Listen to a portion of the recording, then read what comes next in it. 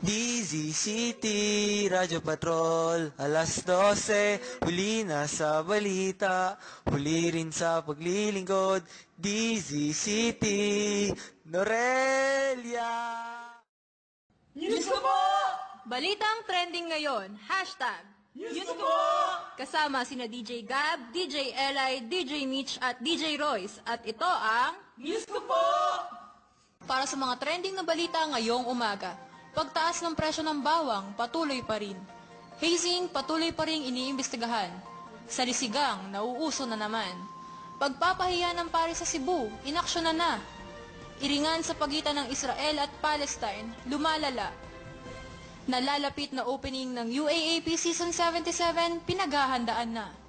Sanmig Coffee Mixers, wagi sa PBA Championship. Brazil, laglag sa FIFA World Cup, laban sa Germany. Nora Honor, matapos hindi kilalaning bilang national artist, patuloy pa rin tayo. Marian Rivera, nanguna sa victory party ng FHM.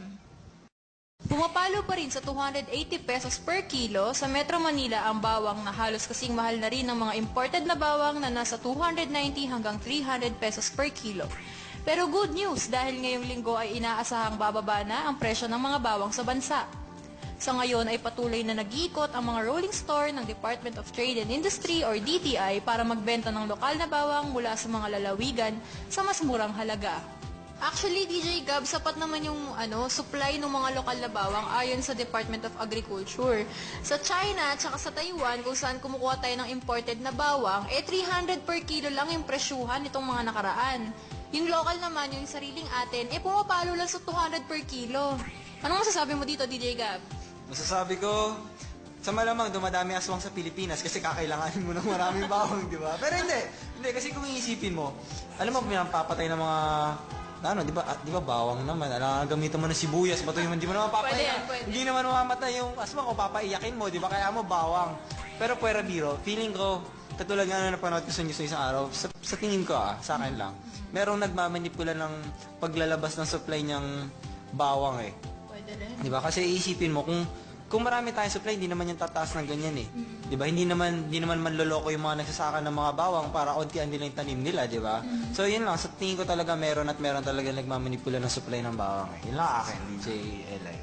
Ayun, according kasi sa Department of Agriculture, dahil din daw yung epekto nitong pagtaas ng presyo ng bawang, nung paglamig, nung Disyembre, pwede rin, di ba? Oo. Ayun, yung naisip ko solusyon para dito, i-promote na lang natin yung mga lokal na bawang natin. Kasi sapat naman daw yung rasyon eh. At saka para na rin tumaas yung market niya. Pwede. Pero kung ako, solusyon talaga para sa akin, patayin na lang lahat ng aswang. Para hindi na tayo kung ng maraming bawang. Hindi, totoo. Kung walang aswang, anting bawang lang kailangan natin. Pwede rin Magluluto yan. lang tayo, di ba? Tama. Yun. O kaya, pwede rin naman tanggalin natin yung mga middlemen. Kasi minsan sila yung nagpapatong ng presyo dun sa bawang. Kaya kayong mga nagtitinda ng bawang, benta nyo naman ng maayos yung mga bawang nyo, huwag nyo naman taas na masyadong presyo. Tama, tawaran nyo kung pwede. Oo, bawang lang naman yan eh, pampatay lang naman ng aswang eh. Yun lang naman yun eh. Truly. Yun lang po. Based on the reports of Mr. Sheldon Lasan of GMA News, at least 4 individuals who have information on the hazing are now in custody of the NBI. The witnesses who have not been named are currently providing their affidavits on what happened during the hazing. The NBI are now checking if some of the suspects left the country. Some suspects in the hazing case may surrender this week as their relatives sent feelers to the authorities. May nag-iingay dito sa studio, sorry po. Pero bigla nag-English yung headlines pansinin nyo di ba? In my opinion lang, dito sa headline is, dapat talaga paigtigin yung pag-a-apply ng batas against fraternities eh. Hindi enough yung magbibigay ka lang ng batas against hazing kasi still, andyan pa rin yung fraternities. Though hindi ko naman gine-generalize na masama lahat ng fraternities, pero kahit sabihin natin walang hazing, merong masamang nangyayari sa mga members ng fraternities, di ba? At yung mga universities na aware or may kutob na meron ng hazing or fraternities sa school nila, dapat talaga mas paigtingin nila yung pagbabantay tsaka yung binibigyan din nila ng pansin yung mga fraternities na yun para if ever alam nila yung aware sila sa mga possible na mangyari tsaka mabigyan nila to ng prevention or cure, di ba? Tsaka pansinin mo after a few months pag humuhupa na yung issue sa hazing may lilitaw na naman na bago, di ba? Parang yung kailan lang yung sa San Beda nagkaroon ng hazing issue. Nung nawala na, nagkaroon na naman sa Binil. Ano nangyari? Ano nang gawa ng anti-hazing law? Wala, di ba? Tsaka sa mga universities, bantayan nyo naman yung mga ginagawa ng mga estudyante nyo. If alam nyo na merong fraternity sa school nyo, bantayan nyo yung mga ginagawa nila. If ayaw nyo silang pigilan, edi bantayan nyo. Alam mo, dapat hindi anti-hazing law eh. Dapat anti-fraternity law. Kahit sabihin nating magandang ng sinusubukan nilang palabas ng mga fraternity, may nasasaktan yung mga fraternities eh. Meron at meron nasasaktan eh. May namamatay. Ayusin lang talaga yung pagbabantay sa mga fraternities sa pag-a-apply ng batas anti-hazing. True, may hugot ka? Hindi naman ako member ng fraternity ng college. Okay? So, yun lang naman ang akin. O sige, magbe-break muna tayo ha. Ito yung mga sponsors natin. Commercial break muna. I'm Cian Lim, and I use Pond's Men. Outdoor shoots, long hours, tiring days. These are all part of my job. So how do I still look energized? Pond's Men. This is energizing coffee for my skin with coffee bean extracts. New Pond's Men Energy Charge Facial Foam. Not only brightens by cleansing away oil, dirt, and dullness, but it also energizes my skin. Now would you settle for a dull, tired look every day? I wouldn't. Get energized. Pond's Men Energy Charge.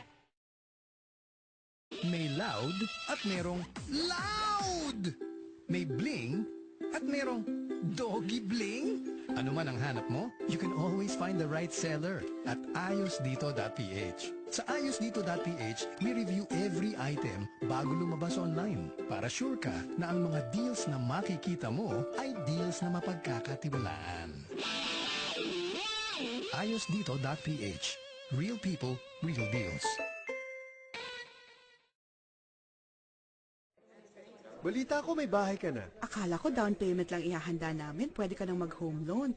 Yun pala, meron pang babayaran na transfer costs, title registration fees, incidental expenses, etc. Paano naman yun? Good thing we took BDO Home Loan. They financed our home and other costs. Complete home financing talaga. Kaya, we can have the title transferred to our name.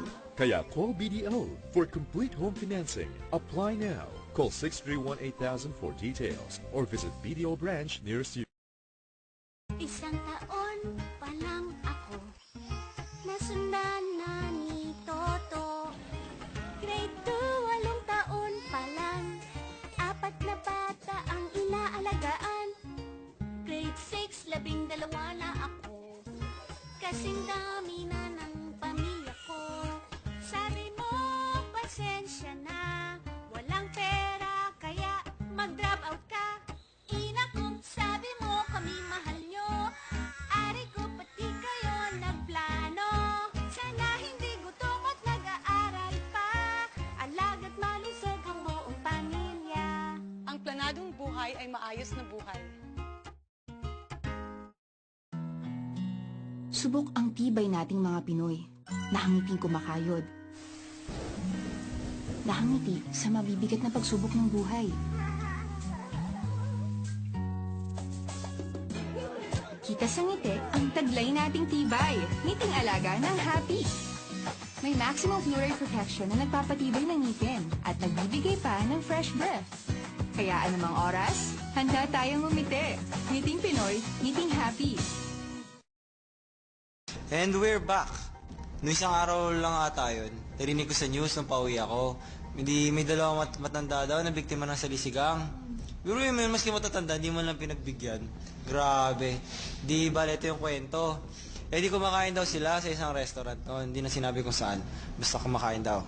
Tapos yung bag kasi nila, nasa upuan sa harapan nila. Di ba yung pag-apat yung table?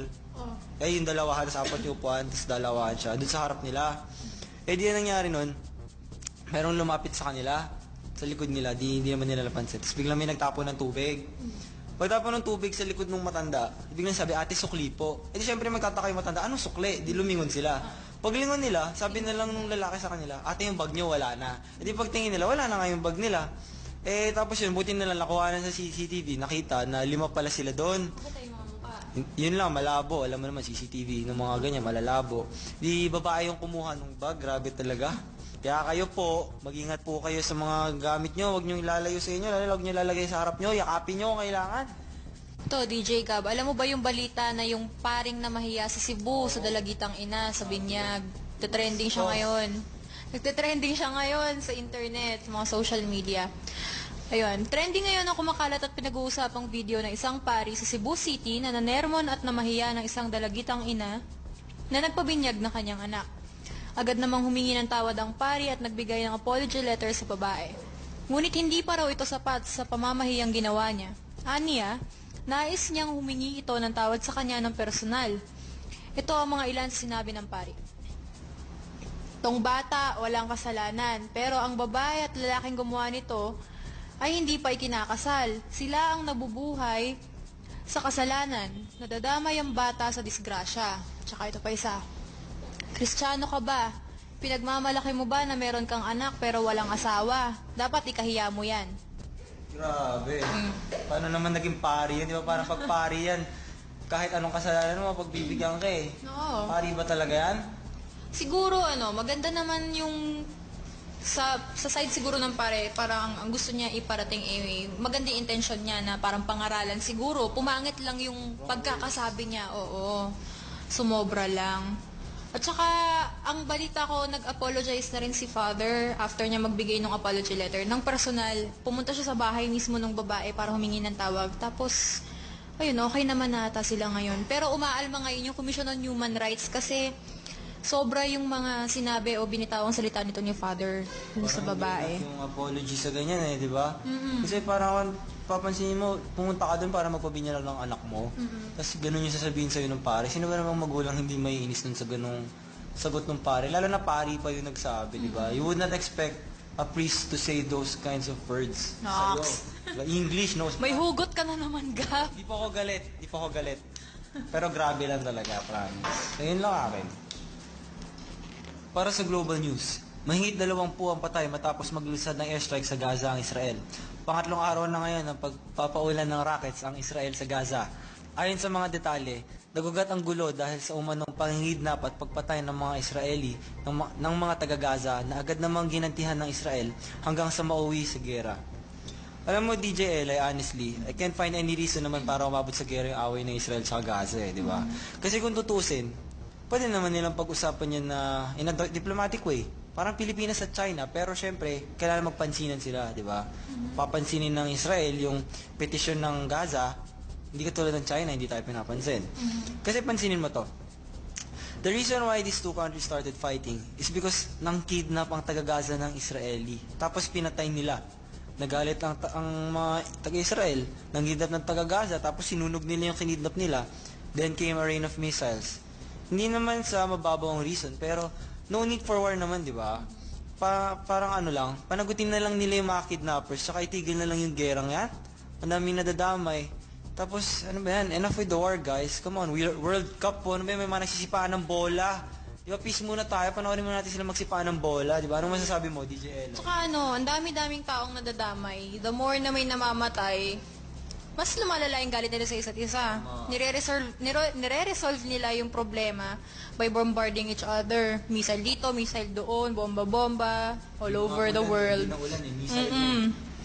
Ayun, ang daming nadadamay na inosenteng mga tao, palala ng palala everyday. Well, pwede namang maayos to na diplomatic way, tsaka ika nga nila, walang problemang di nadadaan sa masinsinang usapan.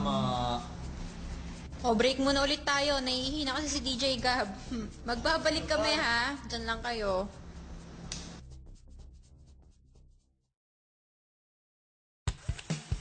Ito ang mga favorite ko. Kasi gets nila ang gusto ko. At pagdating sa burger, gets ako ng Jollibee Yum. Gusto ko sa unang langhap, alam mo nang masarap. It's made with 100% pure beef. At huling-huli ang panlasa natin. That's why it's the best tasting burger. Kaya naman choice ko, Yum! Sige ka na! Lahat gawin to the max. Mento ang bagay, try. Max, max, max ang mental mo! Max, max, max ang mental ko! Max, max, max ang mental mo! Max ang mental mo! Max, max, max ang mental mo! Max!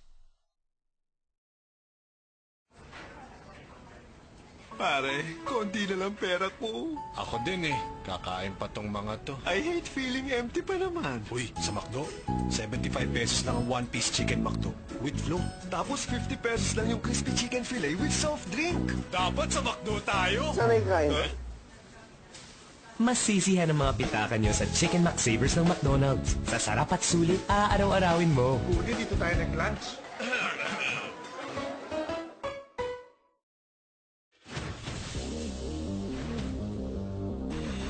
Every day, dirt, pollution, and residues can get trapped in your scalp, making it unhealthy, leading to dandruff. New Clear Men Deep Cleanse with powerful dirt absorber activated carbon. It cleans and eliminates dirt trapped deep in the scalp, giving your scalp a deep clean for zero dandruff.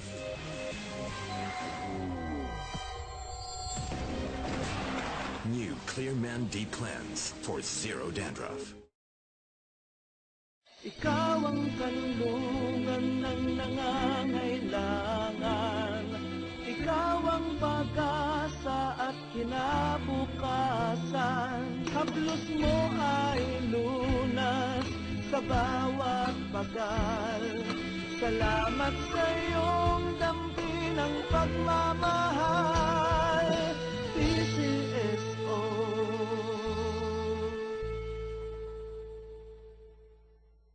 And we're back. Para naman maghatid ng weather at sports news, narito si DJ Royce. Salamat DJ Ellen. Sa weather update as of 8 o'clock AM, hanging habagat ang patuloy na magpapaulan sa Luzon at Visayas bukas. Ngayong umaga pa lang, asahan na ang ulan sa Mimaropa region based sa datos ng The Weather Company. Sa hapon, magiging maulan na rin sa iba pang bahagi ng Western Luzon. Sa Metro Manila, maganda ang panahon sa umaga, pero maghanda dapat sa pag-ulan sa hapon at gabi. Kanlurang bahagi rin ng Visayas ang makakaranas ng ulan bukas, pero mas mahina na ito kumpara sa mga nakaraang araw. Ulan at thunderstorms na naman ang mararanasan sa buong Mindanao, lalo na sa hapon at gabi. Dahil din sa habagat, may gale warning ang pag-asa sa western seaports ng Central at Southern Luzon, Northern at Eastern seaports ng Northern Luzon at Eastern seaport ng Central Luzon. At sa mga aalis ngayon, huwag kalimutan magdala ng payong para makasigurado. Para sa local sports, magsisimula na ang 77th UAAP season na may temang Unity and Excellence sa pangunguna ng home school ng University of the East or UE. Ang ganda ng tema ng UAAP ngayong taon bilang nare-recognize nila hindi lang mga atleta pati na rin ang mga taong bumubuo nito. Siguro excited na rin yung mga estudyante at saka yung mga atleta ngayon dahil university pride yun school pride yun. So, hintayin na lang natin kung sino mananalo sa championship. Rain or Shine versus Sunmi Coffee Championship. Last July 9, 2014, Tuesday, inabagan ng mga fans ng PBA ang championship.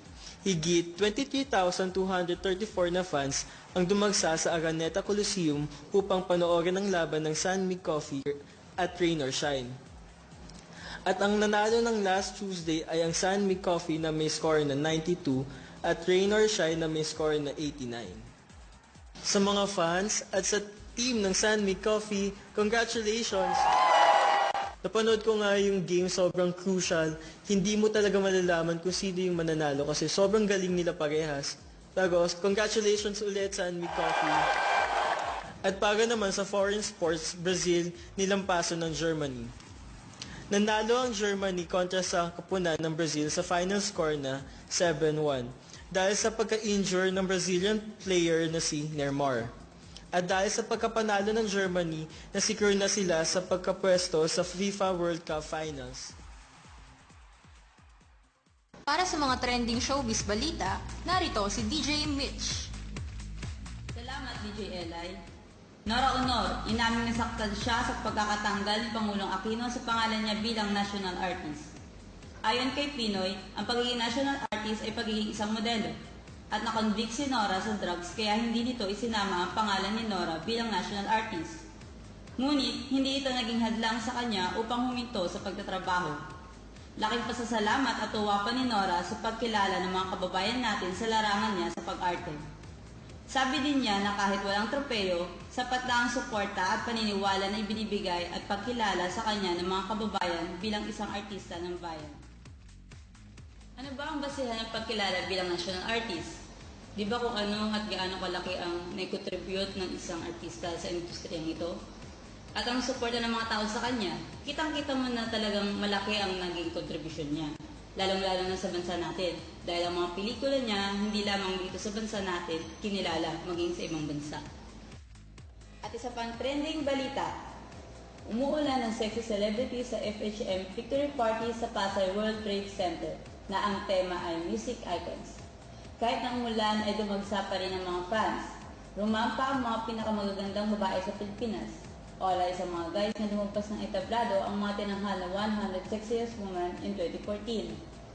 Kasama na rumampa ang magkapatid na si Era at Michelle Madrigal, ang sexy actress at hot mama na si Aubrey Miles, Alex Dixon, Rochelle Pangilinan na pinainit ang catwalk sa isang nagbabagong dance number bago pa man ito rumampa, sexy comedian na si Rufa May Quinto, Roxanne Barcelo, LJ Reyes, Raisa Senon, Banks Garcia, Diana Meneses, at ang pinaka-inaabangan na si Maria Rivera, na rinang-rina ang dating sa pagrampa niya sa kanyang pulang kasuotan na may headdress.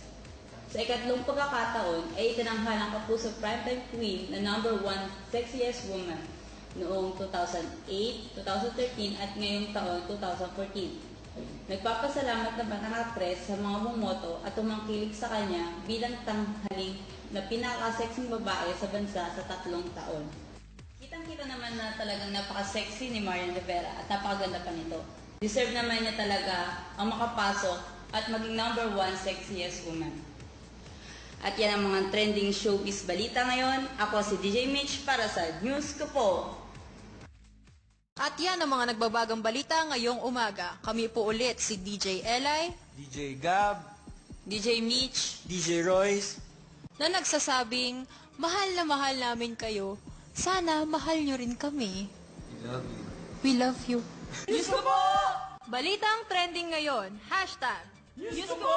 Easy City, Radyo Patrol, alas 12, huli na sa balita, huli rin sa paglilingkod, Busy City, Norelia!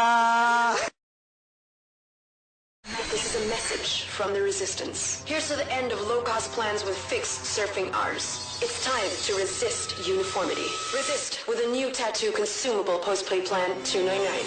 The only 4G broadband plan with the benefits of postpaid and prepaid in one. It's consumable with super surf promos giving you as much as 172 surfing hours a month. Never load again for just 299 pesos a month. Resist uniformity. I am Georgina Wilson and I am tattoo powered. Tattoo, live without limits. Also available in Plan 499. Text tattoo info to 8888 or log on to tattoo.globe.com.ph. Masakit na nga ang dibdib ko. Kabado pa ako kung mabisa ang gamot na to.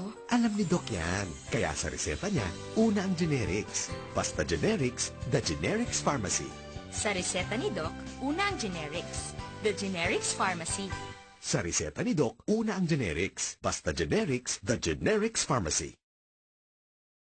Sa taydang dami, dami, dami, dami. Sa taydang dami, dami. Sa taydang dami, dami. Ang dami, dami, dami. Sa dinami-daming laman na kayang linisin at kahit kampo sa Shea. Mas pinalaki, H50 pa rin. Posting sa kaputihan. Throwback Thursday. Hashtag Yakult. OMG, that's us. Miss ko ng Yakult. Memories. Tagal ko na hindi nag-Yakult. Really? I never stopped. Talaga? All these years? Yup. Yakult protects our tummies. It helps promote good digestion, diba? Mag-Yakult hindi tayo, Bea. Like. Good times. Best friends. Yakult. Yakult. Mabuti yan.